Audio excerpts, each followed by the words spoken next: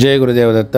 ఈ నెల 21/9/2025 మహాలయ అమావాస్య ఆదివారం. ఈరోజు ఎంతో విశేషమైన రోజు. ఎందువల్లంటే ఈరోజు పాక్షిక సూర్యగ్రహణం అనేది ఏర్పడుతోంది. ఇది భారతదేశంలో కనిపించకపోయిన గ్రహణం యొక్క ప్రభావం అంటే శక్తి అనేది ఉంటుంది. దీన్ని మనం సద్వినియోగం చేసుకోవాలి. అలాగే ఈరోజు సర్వార్థ సిద్ధ యోగంతో కూడిన మహాలయ అమావాస్య కాబట్టి ఈరోజు ఉదయం 9:36 నుంచి సర్వార్థ సిద్ధ యోగం అన్నది ప్రారంభమవుతోంది. కాబట్టి ఈ సమయంలో గనక ప్రతి ఒక్కరూ ఇప్పుడు చెప్పబోయే పరిహారాన్ని ఆచరించుకున్నట్లయితే గనక మీ జాతకంలో గల అనేక రకాల గండాల నుంచి దోషాల నుంచి బయటపడటమే కాకుండా సమస్త పితృదేవతల యొక్క రుణాల నుంచి అలాగే పితృదేవత శాపాల నుంచి బయటపడతారు. అలాగే పితృదేవతల యొక్క అనుగ్రహాన్ని కూడా పొందవచ్చు. కాబట్టి ఈరోజు స్నానం చేసే నీటిలో కొద్దిగా ఉసిరిక పప్పు రావి ఆకులు వేసుకుని తల స్నానం చేయండి.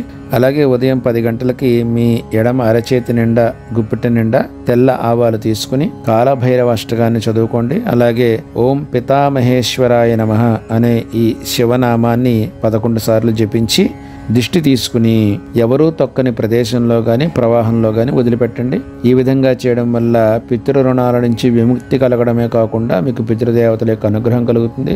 అలాగే ఈరోజు ప్రతి ఒక్కరూ కూడా నువ్వులు కలిపిన అన్నాన్ని కాకికి ఆహారంగా పెట్టండి. పెట్టేటప్పుడు ఓం పితామహేశ్వరాయ నమః అనే మంత్రాన్ని జపించుకోండి. ఒకవేళ తల్లిదండ్రులు జీవించి ఉన్నా సరే మామూలుగా ఆవు నెయ్యి కలిపిన అన్నాన్ని కాకికి ఆహారంగా ఈరోజు తప్పనిసరిగా పెట్టాలి. దీనివల్ల మనకి గత జన్మ తాలూకు పితృ రుణాలు అవి కూడా తీరుతాయి. తల్లిదండ్రులు ఉన్నట్లయితే గనక నువ్వులు కలపకుండాను, తల్లిదండ్రులు లేనట్లయితే గనక నువ్వులతోనూ కలిపి మనం ఆహారం పెట్టాలి. స్త్రీ పురుషులు ఎవరైనా సరే ఈరోజు కాకికి ఆహారాన్ని అందివ్వడం అనేది విధిగా పెట్టుకోండి. అలాగే వీలైతే గనక రావి చెట్టు చుట్టూ ప్రదక్షిణ చేసి ఆవు పాలలో కొద్దిగా నల్ల నువ్వులు వేసి రావి చెట్టు మొదట్లో సమర్పించండి. ఈ విధంగా చేయడం వల్ల పితృదేవతల యొక్క అనుగ్రహం కలుగుతుంది.